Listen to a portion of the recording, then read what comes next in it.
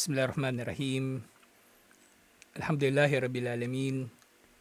Salatu salam ala syarfil anbiya'i wal mursalin. Nabiyina Muhammadin wa ala alihi wa sahbihi ajma'in. Assalamualaikum warahmatullahi wabarakatuh. So inshallah, tuloy natin yung sirah. So, tatalakay pa rin natin yung pagpunta ni Propeta Muhammad sallallahu alaihi wasallam doon sa Taif. At napunta na nga siya, napadpad siya doon sa taniman ng dates ni Utbah bin Rabi'ah. At nandun nga sila, nakita pa nila si Propeta Muhammad sallallahu alaihi wasallam. At naawa pa sila kay Propeta Muhammad sallallahu alaihi wasallam. Kaya inutusan nila yung alila nila doon, o alipin, si Addas, na dalhan si Propeta Muhammad sallallahu alaihi wasallam ng isang bungkus ng dates. At pagdating niya doon, yung inabot na niya yung dates kay Propeta Muhammad sallallahu alaihi wasallam. Pero nung kumain na si Propeta Muhammad sallallahu alaihi wasallam, sinabi niya Bismillah at saka siya kumain. So dito, sinabi ni Addas, inna hadal kalam ma yaquluhu ahlu hadhihi albalad. Tunay ng pananalita na yan, yung pagsasabi ng Bismillah, hindi sinasabi ng mga taga roon sa Taif. Yung tribo ng Taif, sa Taif, yung pangunahing nila, kumbaga yung angkan, yung Banu Thaqif, kumbaga kung sa Quraysh, o kung sa Makkah yung Quraysh, so yung Banu Thaqif doon sa Taif. So hindi raw sila nagsasabi ng ganon. So kahit yung mga taga-Quraysh siguro na napupunta ng Taif, hindi rin sila nagsasabi ng ganoon. Hindi rin sila nagsasabi ng Bismillah. Faqala lahu Rasulullah sallallahu alaihi wasallam, min ayyil biladi anta? Sabi ni Propeta Muhammad sallallahu alaihi wasallam kay Addas, saang bayan ka galing? So siguro nakita ni Propeta Muhammad sallallahu alaihi wasallam na hindi taga roon si Addas. Kasi marami namang paraan, di ba, na malaman mo na hindi taga roon yung tao. Maaring sa itsura niya o maaring sa pananalita niya. Diba yung Ilonggo? Paano rin nalaman ng mga tao na Ilonggo siya? Siguro sa lakad daw niya. Siguro iba yung accent niya, ganun. Ilonggo talaga eh. Pag nagtagalog, alam mo Ilonggo eh. Maranao. Ganyan din. Bisaya. Bisaya matigas palagi yung nila eh. Yung vowels. Yung E nagiging E. Yun. So napansin ni Propeta Muhammad sallallahu alaihi wasallam, hindi siya taga ron. Wa madino ka? At tinanong ni Propeta Muhammad sallallahu alaihi wasallam, anong relihiyon ni Addas? Kasi siguro napansin niya. Paanong napansin pa ni Addas yung bagay na yun, yung pagsasabi ng Bismillah? Kasi mga Arabo, wala naman silang pakialam sa relihiyon eh. Basta gagawin lang nila yung gusto nilang gawin sa relihiyon. Sabi ni Addas, ana Nasraniyun min ahli Ninaway. Ako ay Kristiyano mula sa, Ninawa pala. Ninawa. Siya daw ay Kristiyano mula doon sa Ninawa, sa Nineveh. Ang Nineveh sa kasalukuyan, Iraq yata pa rin siya hanggang ngayon yung Nineveh. At ito na nga yung lugar kung saan isinugo si Yunus alayhis salam, si Jonas. Doon din siya pala sa sa Mosul, yung kasalukuyang Mosul sa Iraq. Yun yung Nineveh ng panahon na yun. Yung Mosul, nasa Iraq ito actually, sinakop ito ng ISIS matagal, 3 taon. 3 taon itong sinakop ng ISIS. 2014 hanggang 2017. Nauna lang yung nauna lang napalaya yung kung sa petsa, nauna lang napalaya yung Mosul ng ilang buwan sa Marawi. Kaya yung maraming mga nangyari sa Marawi, July 2017 yung yung Mosul napalaya sa ISIS, yung Marawi October na. Marami sa mga naging desisyon ng gobyerno doon sa Marawi nakasalalay doon sa natutunan nila sa Mosul. Doon sa Marawi, yung unang Yung unang araw pa lang nung yung pagsakop ng Maute. Pinalis nila yung mga tao. Lahat. Utos ng gobyerno yun. Actually, hindi lang basta-basta umalis yung mga tao. Utos din ng gobyerno yun.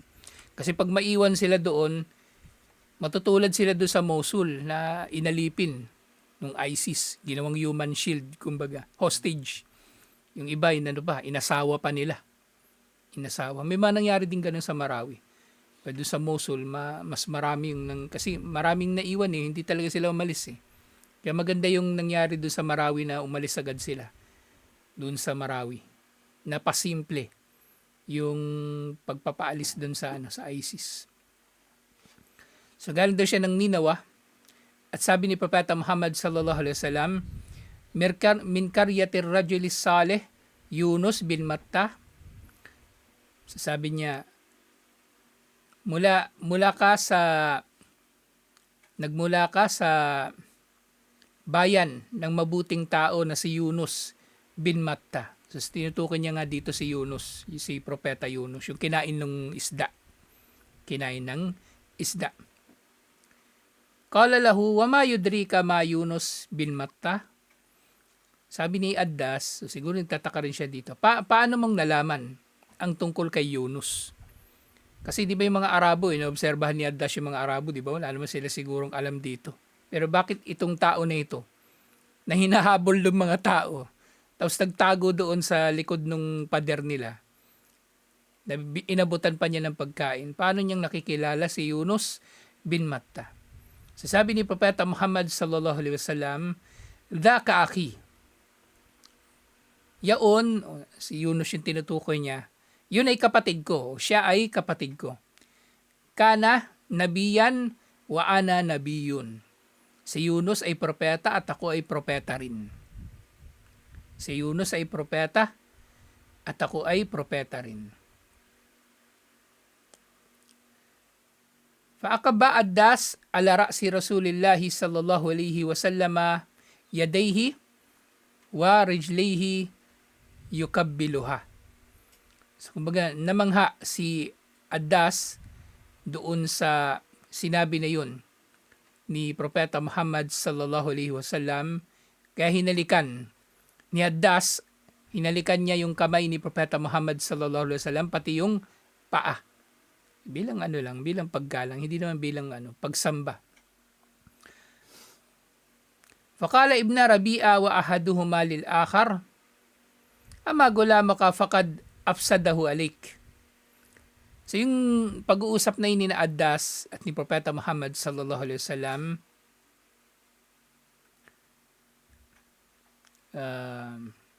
nasasaksihan ni na Utbah bin Rabi'ah at Shaybah bin Rabi'ah. Nandun sila, nakamasid sila doon. At sabi nila sa isa't isa, sinira daw ni Propeta Muhammad sallallahu alaihi wasallam yung kanilang alipin. Kumbaga sinira o kumbaga nagginawang baliw. Yung tinutukoy malamang dito yung yung sinira, yung alipin. Kumbaga inumpluwensyahan ng masama. Kasi nakita nila, hinalikan yung kamay, hinalikan yung paa. So tataka sila, wala nasira na yung alipin natin dahil diyan. Falamma jaa Addas qala lahu, at nang bumalik na si Addas doon sa kanila, may clear na naman yung pag-uusap nila ni Addas. Pero nga, sinasabi ng mga scholar, nagmuslim talaga ito si Addas. At maaaring meron pang ibang mga detalye sa iba pang mga ulat tungkol sa kanya. Pero ito pa lang ito lang nababanggit dito sa Rahikul Maktum. Sabi nilang dalawa na magkapatid na Shaybah at Utbah, "Wayhaka, ma hada?" Ano yan? Anong ginawa mo? Sabi ng dalawa. Sabi ni Addas, "Ya Sayyidi, ma fil ardi shay'un khayrum min hadar rajul." O mga amo, sabi siguro mga boss, walang anumang nasa lupa na mas mainam pa kaysa sa lalaking ito. Laqad akhbarani bi amrin la ya'lamuhu illa nabiyyun. Ipinabatid niya sa akin ng isang bagay na walang makakaalam nito liban na lamang sa propeta. Qala lahu, "Wayhaka ya Addas, la yasrifannaka an dinik." Kasawian sa iyo, addas. Di ba yung wayhak? Expression nila yun eh. Kumaga parang gusto na sabihin, ulul. Huwag kang papayag na paalisin ka niya sa relihiyon mo. Yung gusto nilang sinabi. Pag magsalita sila parang palaging kapakanan nung kausap nila yung sinasabi nila. Pero hindi, sarili lang nila yung iniisip nila. Wayhak, layas refan na kaandinik. Huwag kang papayag na aalisin ka niya sa iyong relihiyon. Fa inna dinaka khairum min dinihi. Dahil tunay na ang relihiyon mo ay mas mainam kaysa sa relihiyon niya. Sabi nung dalawang magkapatid. Huwag kang aalis sa relihiyon mo. Huwag kang maniniwala dyan. Ang relihiyon mo mas mainam kaysa sa relihiyon niya. So yun na yung naging pag-uusap nila ni Addas at ni Utbah at Shayba bin Rabi'ah. Waraja Rasulullah sallallahu alaihi wasallam fi tariqi Makkah ba'da khurujihi min al-Haiti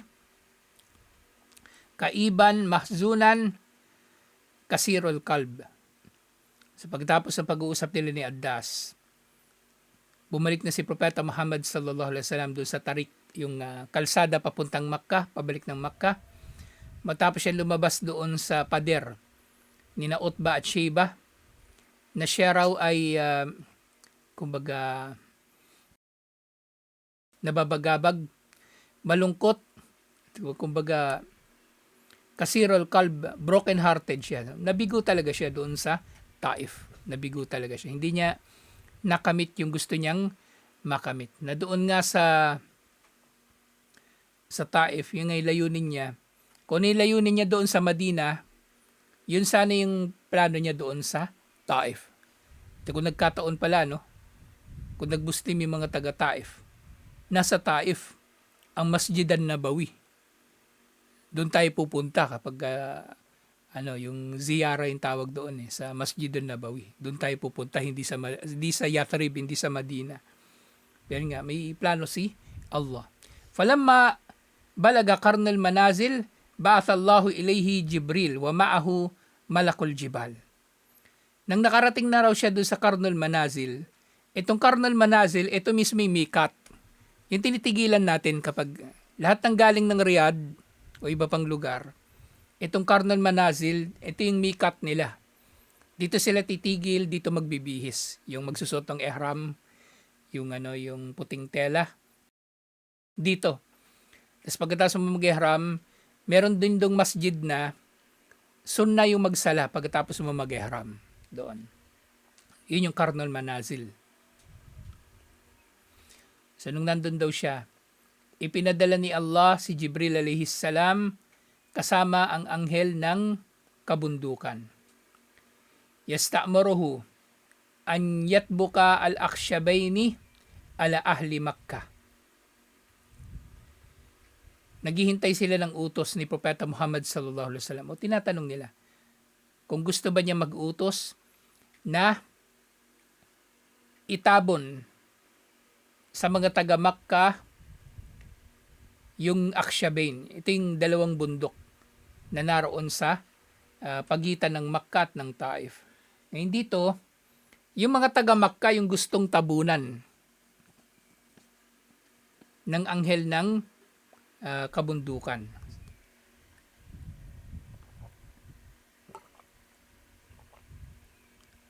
Hindi yung taga Taif.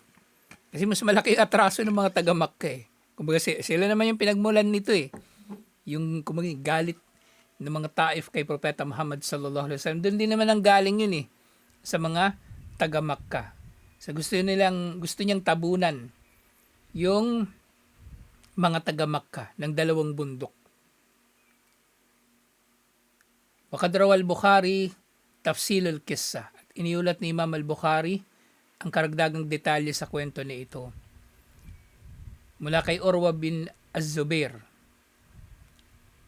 Anna Aisha radhiyallahu anha hadathathu annaha qalat lin-nabi sallallahu alaihi wasallam. So, binanggit daw ni Aisha kay Urwa bin Az-Zubair.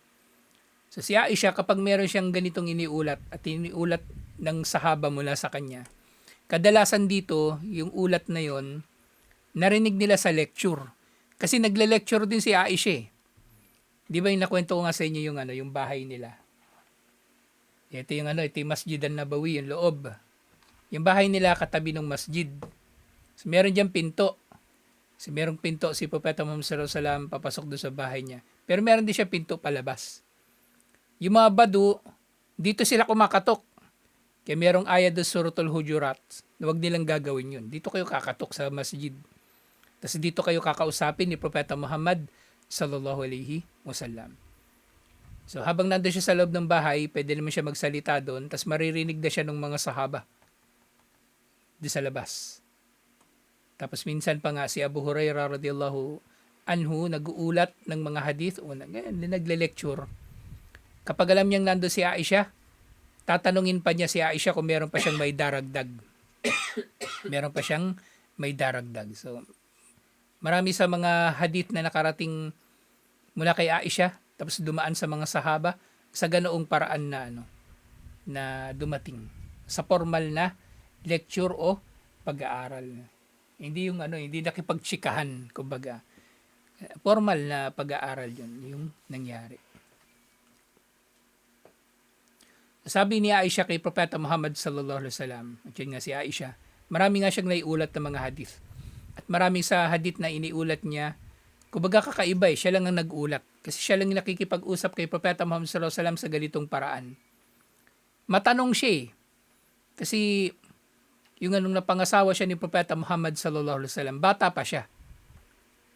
9 years old nga At actually, totoo kasi may mga Muslim na tinatanggi nila, hindi 9 years old. Na siya nung napangasawa siya ni Propeta Muhammad sallallahu alaihi wasallam, 18. Pero yun nga, katulad ng palagi kong binabanggit sa Islam, ang pagbibinata at pagdadalaga ng tao wala sa edad.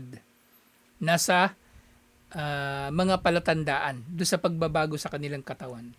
So 9 years old, nagkaroon na ng menstruation si Aisha. So, ibig sabihin dalaga na siya.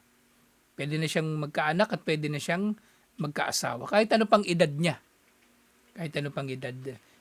Yung edad na 18 para mag-asawa, inimbento lang yan ng kuffar Pero yun nga, kahit yung mga ninuno natin, di ba, yung mga lolo-lola natin, maaga naman silang nag-aasawa. 12 anyos, 14 anyos, nag-aasawa na. Kaya nga naabutan pa nila yung isa't isa Di ba? Yung lola, inaabutan pa niya yung apo nung apo niya. Ganun. Kasi maaga silang nag-aasawa. Bago lang yung inimbento ng kuffar yung 18. Pero maling-mali kasi tinan nyo, gagawin nilang 18 yung edad ng pag-aasawa. Sa edad pa lang ng pagbibinata o pagdadalaga, nagsisimula na yung pagnanasa ng tao na sexual. So, nung gagawin ng tao? Makikiapid. Manggagahasa. Salamat. At iba't iba pang mga gawain para matupad yung kanyang pagnanasa na sexual. So, maaga siyang napangasawa di Propeta Muhammad sallallahu alaihi wasallam. At matanong siya. Kumbaga yung ugali ng bata, ganun pa rin, dala-dala ni Aisha radhiyallahu anha. So, sabi niya, maupo ka na dyan. Hal ata alayka yawmun kana asyaddu alayka min yawmi Uhudin? Min yawmi Uhud? Meron bang araw na mas matindi pa para sa iyo kaysa sa araw ng Uhud? Kasi matindi na sa Uhud, di ba? Halos mapatay siya dun Tapos dun nasugatan talaga siya. Nabasag pa yung yung ngipin niya. So sabi niya, lakito min qaumika ma lakitu. Sabi niya, oo, na naranasan daw niya mula sa mga kababayan ni Aisha yung matindi niyang naranasan. Yung iba't ibang mga karanasan. Pati na yung sa Uhud.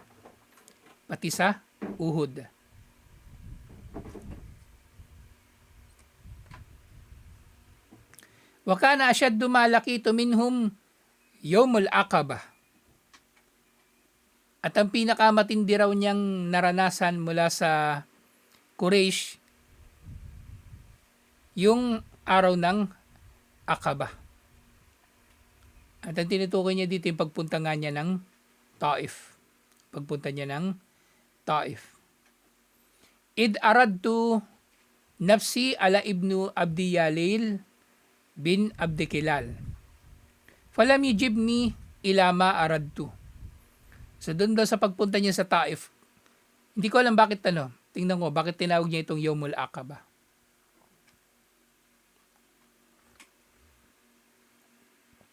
Siguro meron talaga silang tawag sa mga specific na mga petsa. So, tinawag niya itong Yawmul Aqaba. Punta daw siya doon kay Ibnu Abdi Yalil. Ito na yung tatlong magkakapatid na yung pinunta niya sa Taif. Yung hindi maganda yung pagtugon sa kanya. So, hindi raw tumugon yung mga yon sa nagugustuhan na tugon ni Propeta Muhammad sallallahu alaihi wasallam. Fantalaktu wa ana mahmumun ala wajhi. So, hindi naging maganda yung pag-uusap nila kaya umalis na lang siya. At siya ay malungkot sa pag-alis niya mula doon kay Abdu Yalil. Falam astafik illa wa ana bikarnis sa alib. Wa huwa al-musamma bikarnil manazil.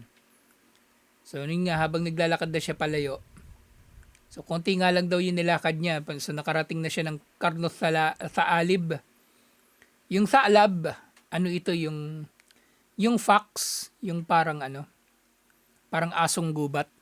Yun din yung karnol manazil. Yun din yung sasatawag nila sa karnol manazil. Siguro sa panahon na yun, marami doon nitong mga saalab.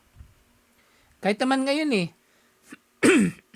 di ba sa Riyadh, maraming mga asong gala. Kaya sa Riyadh, may mga lugar pa sa Riyadh na masukal. Lalo na yung kakaiba nga yun Malalalim siya ng mga lugar para siyang lambak. Hinahayaan lang nila yun, di ba? Hindi nila yun pinapaano Hindi nila yun nilalagyan ng bahay. Hinahayaan lang nila yun na maipunan ng tubig. Tapos sa buong taon, may tubig yun. Kasi naiipon dun yung ulan May tubig Tapos tutubuan nyo ng mga halaman, mga puno. Ang ganda nga Tapos doon na nakatira yung ilang mga mga hayop na hindi naman mabangis, pero mga gala. Mga asong gala, marami doon. Minsan maririnig mo yung sa gabi. Kasi yung opisina namin, malapit sa isang ganun, yung wadi, yung tawag doon, Lambak. Marinig mo doon yung mga aso. Pero hindi sila lumaalis doon, nandun lang sila. Hindi sila lumalapit sa mga tao. Kahit yung mga basurahan nga nila, hindi naman pinapakialaman ng mga aso na yun Andun lang sila. Minsan may mga nagdadala sa kanila ng pagkain. Yung mga sobra-sobrang alam mo yung mga Arabo, sobra-sobra sa pagkain palagi yun Mga kabsa, ganun. Kaya ayokong dumadalo sa Minsan lang talaga ako dumalo sa kasalan sa Saudi. Nangihinayang ako sa pagkain. Ilan kami? 6. Isang mesa, 6. Ganun kalaki yung plato. Tapos nakalapag dyan, isang buong tupa. Paano mo ubusin yan? Sabi nila, wag kang mag-alala. Itatapon yan bukas doon sa daw. O mamaya, doon sa kakainin niyo ng mga camel, tsaka ng mga yung mga asong gubat. Nginalala ko nga yung hadith. Yung sabi ni Propeta Muhammad sallallahu alaihi wasallam, pinakakamuhi-muhi raw na pagtitipon. Yung pagtitipon sa mga kasalan. Kasi inimbitahan lang yung mayaman. Pero mahirap hindi iniimbitahan. Nga, napansin ko nga doon. Yung mga tao nandito, puro wala. Yung basurero namin, wala naman dito. Mga ma-impluensya lang. Ako naimbitahan ako kasi sinama ako nung nung boss namin sa Islamic Center. At saka yung kinakasal pala, kasama namin sa Islamic Center. Grabing pag-aksaya. Hindi na ako dumalo sa kasalan mula nun. Grabing Kasi, sige, sasabihin nila, huwag ka mag-alala, papakain naman yan sa hayop Pero hindi pa, pagkain ng tao yan Niluto yan para maging pagkain ng tao, tapos ibibigay mo sa hayop. Hindi maganda. Pero syempre, kung ganun sila, may ugali rin naman sila na talaga, yung mapagbigay.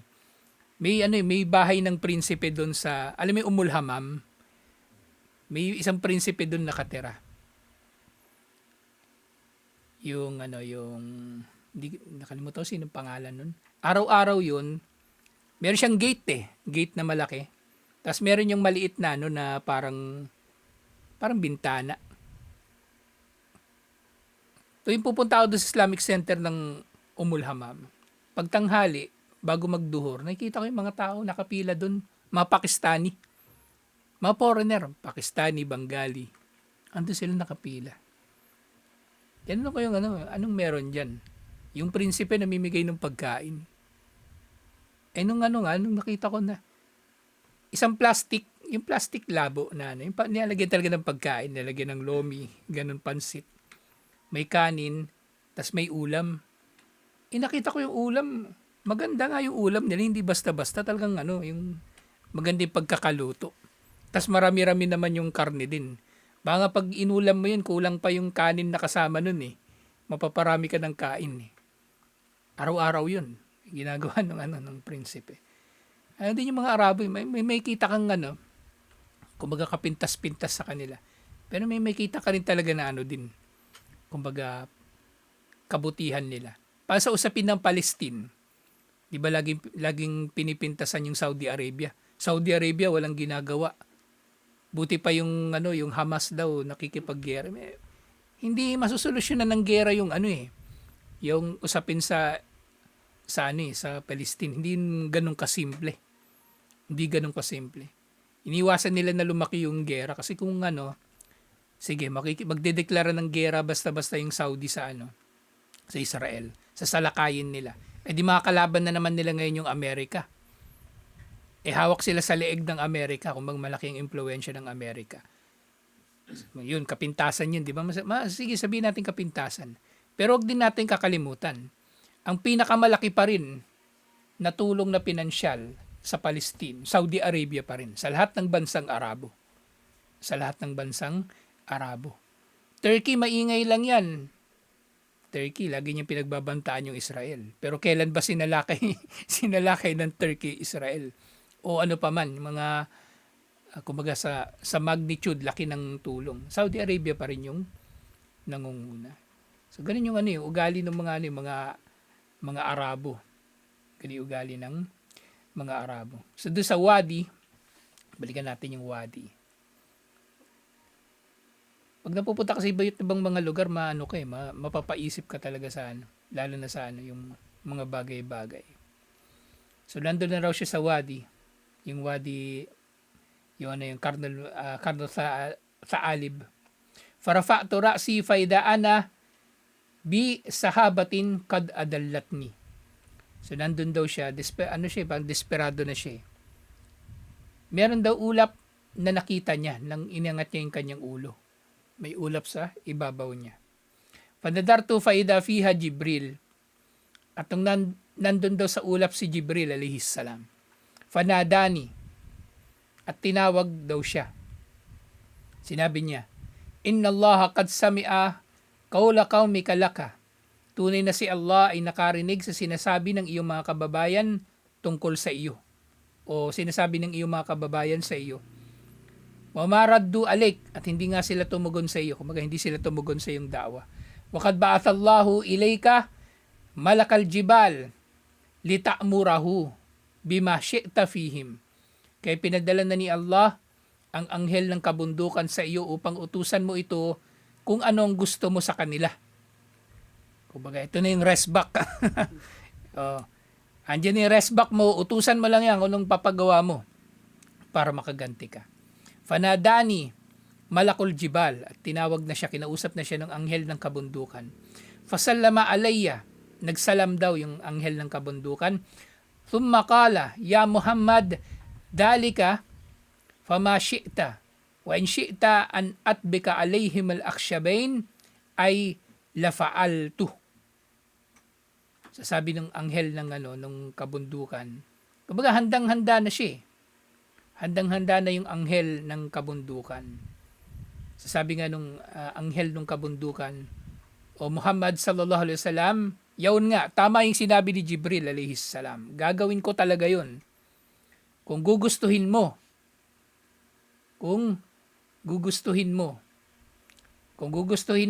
ibabagsak ko sa kanila yung dalawang bundok.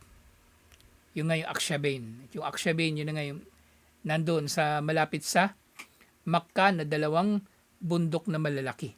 At alam naman natin yung Makkah, di pagpapasok ka na ng Makkah, galing ka ng Riyadh, puro bundok na yun eh. Kabilaan, puro bundok. Tapos yung mga bundok sa doon sa Makkah, kakaiba eh. Hindi siya bundok na ganito na may puno na tumutubo. Bato lang siya talaga. tingin ko nga graba. Yung graba na na crashes, yung dinudurog, yung matalas, hindi yung graba na bilog na galing sa ilog. Ganun yung bundok doon sa Saudi. Ganun yung bundok. Lalo na bandang Makkah. Ganun yung mga bundok sa kanila. Walang masyadong tumutubo doon kasi puro bato yun eh. Puro bato. So kung gusto mo, itatabon ko sa kanila yan. Sabi nung anghel. At sila daw yung dalawang bundok sa Makkah. Huma Jabala Makkah, Abu Qubais, waladi yuqabiluhu wa huwa Kuay-ikan. So dalawa raw ito na bundok. Yung isa yung nagngangalan na Abu Qubais at yung isa naman ay nagngangalan na Kuay-akan. So dalawa sila na bundok. Kumbaga kambal na bundok. Parang sa atin, 'di ba? Yung Banahaw, may kapatid siya yung yung Mount Cristobal. Kaya nga yung mga naniniwala sa mga anting-anting, mga albularyo, binigyan na nila ng kahulugan yun eh. Yung mabuting bundok daw yung Banahaw, pero yung masama yung Mount Cristobal. Kung gusto mo ng karunungang itim, dun ka sa Mount Cristobal. Pero kung gusto mo ng panggagamot, dun ka sa Banahaw. Nilagyan na nila ng ng kwento-kwento. So ito yung offer ng anghel ng kabundukan. Nagtutuloy na natin ito next week inshallah. Tungkol naman doon sa naging tugon ni Propeta Muhammad sallallahu alaihi wasallam. Alhamdulillah. So dito nga yung tatabunan talaga yung Makkah na, hindi yung Taif. Kasi Makkah naman talaga yung pinagmulan ng ng lahat ng kaguluhan eh. Yung naging response ng mga taga-Taif kay Propeta Muhammad sallallahu alaihi wasallam, ang posibleng pinagmulan nun, yung impluwensya din ng mga taga-Makkah. Siniraan ng mga taga-Makkah si Propeta Muhammad sallallahu alaihi wasallam dun sa Taif, kaya naging ganun ang tugon ng mga taga-Taif. Whereas dun sa Yathrib nga sa Madina, so maaring hindi nila ganun tinanggap basta-basta yung mga paninira kay Propeta Muhammad sallallahu alaihi wasallam. Alhamdulillah. So tutuloy natin ito inshallah. Assalamualaikum warahmatullahi wabarakatuh.